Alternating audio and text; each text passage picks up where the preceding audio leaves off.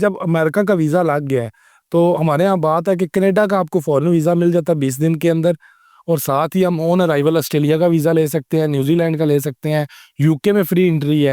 ये सारे बेनिफिट्स हैं और कई वीज़ा ऑप्शंस हमारे लिए ओपन हो जाते हैं after USA visa. USA visa जब आपको हासिल हो जाए तो उसके बाद आप जो है वो 40 प्लस कंट्री हैं उनका यहाँ ई वीज़ा हासिल कर सकते हैं, या ऑन अराइवल जब आप उनके एयरपोर्ट पे पहुंचे तो आपको वीज़ा ग्रांट कर देते हैं।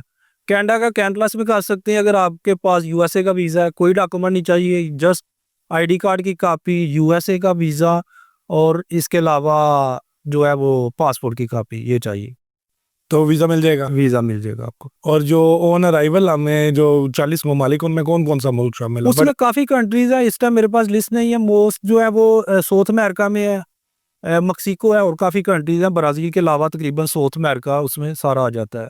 उसके अलावा टर्की का वीज़ा ले सकते हैं, जॉर्जिया में एंट्री है।